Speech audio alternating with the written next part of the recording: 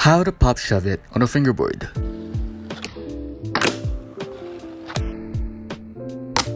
First, let's talk about the finger position. So first shove it, you want to put your index finger at the center of the board, and for your middle finger, you want to place it at the back of the tail. And this is the placement for a shove it, what it looks like.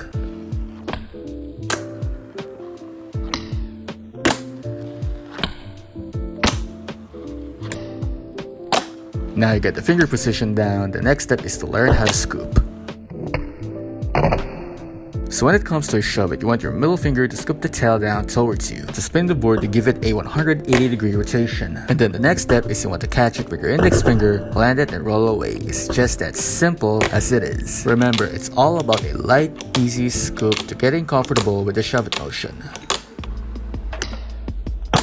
So if you want to make your shove it even higher and simultaneously more pop, you want to slightly adjust your middle finger at the center of the tail. Very similar to ollie, you want to pop and snap the tail down, then scoop a little bit. So you're gonna pop first and then scoop or scrapping the tail down. It's all about timing. So let your middle finger do all the work and just keep practicing over and over again until you ended up getting better at it.